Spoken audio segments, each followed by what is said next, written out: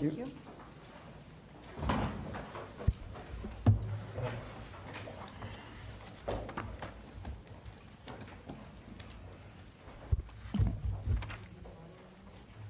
Are we ready?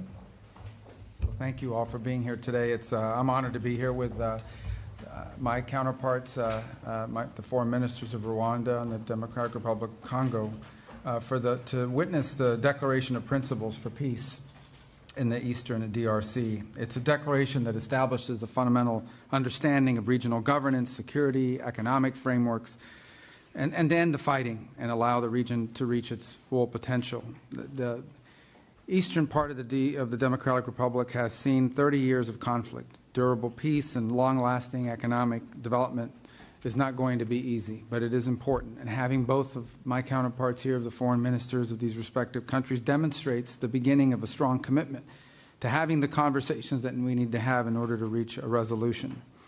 I'm proud to work for a president who's made peace, stable global peace, a priority of this administration.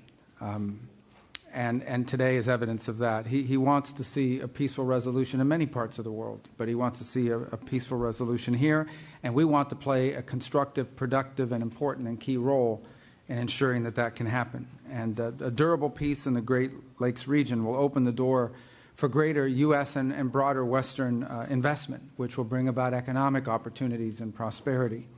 And it will also help advance President Trump's prosperity agenda for the world. It's as they call it, a win-win for everyone involved, for the United States, for the Democratic Republic of Congo, and for Rwanda.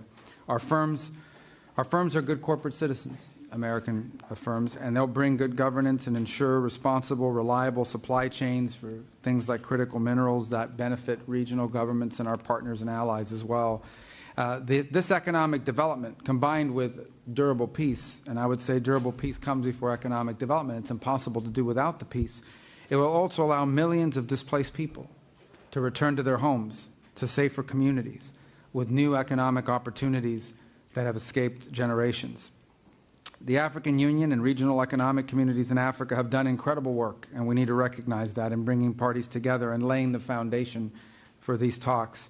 Our government here is focused on energizing these efforts. So we're going to be in close contact with our African Union partners to make sure we can bring this to fruition and to see that this better future reaches everyone.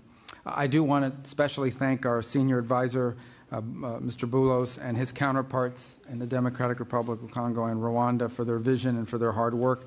Today is a step to building a peaceful, prosperous Great Lakes region, and we look forward to working with everyone involved to achieve this goal. Thank you.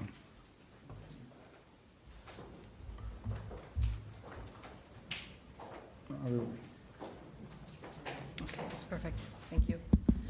Mr. My apologies. I should have turned to No. you. I apologize. I was looking. That was. No worries. Thank you. Mr. Secretary of State, Honorable Senator Marco Rubio, His Excellency Mr. Olivier Nduhungirehe, Minister of Foreign Affairs of the Republic of Rwanda, Excellencies, distinguished guests, ladies and gentlemen, today marks not an end but a beginning, a necessary step towards peace taken with resolve and purpose. This moment carries particular weight for the Democratic Republic of the Congo. In Goma, in Bukavu, and beyond, the reality of displacement, insecurity, and hardship continues. For us, the urgency of this initiative is not theoretical, it is human. We signed this Declaration of Principles not as a symbolic gesture, but as a political commitment, a reaffirmation of principles enshrined in international law, and most recently echoed in the UN Security Council Resolution 2773, a resolution calling for the immediate, unconditional, and verifiable withdrawal of all foreign troops from sovereign territory of the DRC. We are clear in the Great Lakes region, peace must come first, followed by the rebuilding of trust, and then, only when conditions are right, the careful reopening of a path to meaningful bilateral cooperation. Too many past efforts have failed because sequencing was ignored and accountability postponed.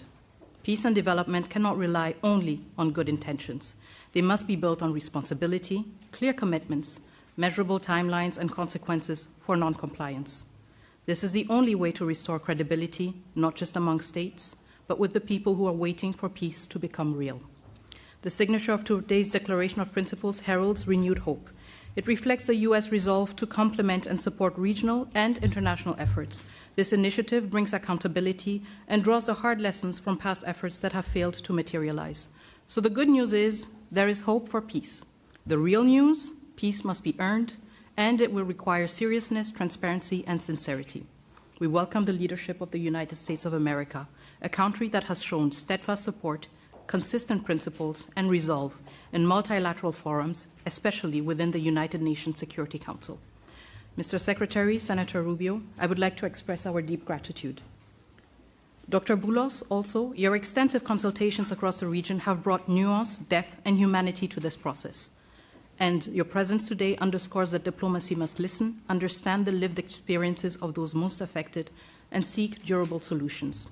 The Democratic Republic of the Congo recognizes and values this engagement of the United States. We are also encouraged by U.S.-backed initiatives that promote secure mineral value chains and inclusive economic growth. These efforts reaffirm that peace and prosperity are inseparable. Each step towards stability is a step towards dignity, jobs, and schools. This is the promise of responsible investment and a principled partnership with the DRC, a country not only emerging from conflict, but also at the core of finding solutions to global challenges. To our countrymen and women in the Democratic Republic of the Congo, especially in the East, we know you are watching this moment with concern, with hope, and yes, with doubt. And you are right to do so. You have every reason to expect more than promises. You are entitled to actions that measure up to the suffering you have endured. We draw strength from your resilience, from your commitment to justice, and from our shared, unwavering belief that our sovereignty and our territory are not negotiable. We are a nation that honors its responsibilities, and we understand that history, geography, and yes, maybe even fate has given us the neighbors we have. The borders we inherited, as confirmed by the African Union, are permanent and will never change. But beyond these lines lie histories, families, and communities that bind us together. This shared heritage calls for maturity, restraint, and the wisdom to recognize that peace is not weakness, it is strength. Once again, we stand at crossroads, with peace within reach, and we, the Democratic Republic of the Congo, are determined to move forward, building on the lessons from the past. We stand as a nation dedicated to achieving lasting peace. We welcome the support of a strong partner by our side. And I voice the solemn hope that all parties will seize this opportunity, just as we, the DRC, have chosen to. Thank you. Thank you, Madam Minister. Mr. Minister. Thank you. Good afternoon. On behalf of President Paul Kagame and the government of Rwanda, I want to start by thanking President Donald Trump for enabling a real change in the conversation on how to resolve the situation in the Eastern Democratic Republic of Congo, leading to the signing of the Declaration of Principles today. I thank Secretary Marco Rubio and the United States government for hosting us, and I commend the positive role played by Senior Advisor Masad Boulos and his team and other officials in the significant progress achieved thus far. Today, we are talking about the real issues, the root causes that must be addressed to achieve a lasting peace in our region. Those include, first and foremost, security, as well as the return of refugees. In addition, and very importantly, we are discussing how to build new regional economic value chains that link our countries, including with American private sector investment. Our goal is a secure region, free of violent ethnic extremism, which is well governed.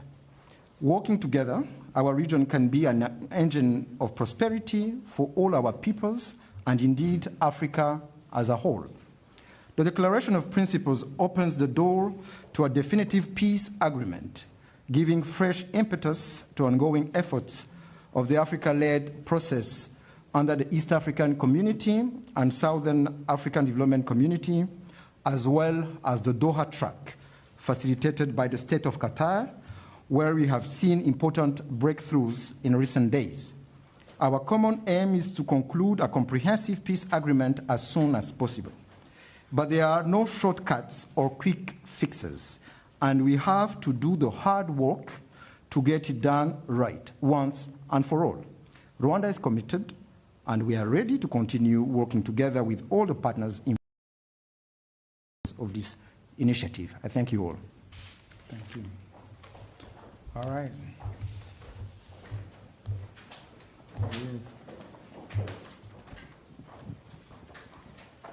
Secretary Rubio is signing as a witness the Declaration of Principles between the government of the Democratic Republic of the Congo and the government of the Republic of Rwanda. This declaration commits the parties to mutual recognition of sovereignty and territorial integrity, addressing security concerns, promoting regional economic integration, facilitating the return of displaced persons, supporting MONUSCO, and drafting a peace agreement. These are serious commitments from each side. The Secretary's presence here today as a witness signifies the importance the United States places on resolving this conflict to ensure both countries and their people prosper. We're looking forward to working with both sides to further our existing partnerships and foster win-win outcomes for all.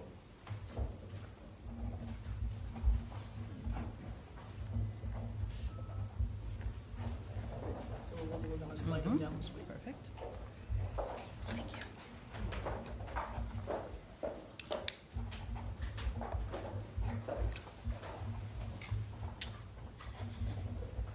Thank you. Thank you.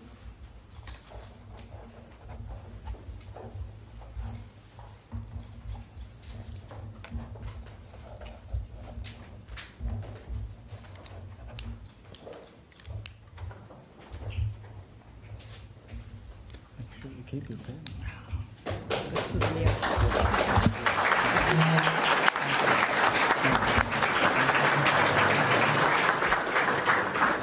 Thank you very much.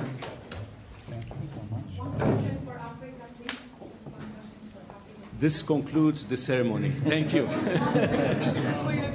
Thank you. Congratulations.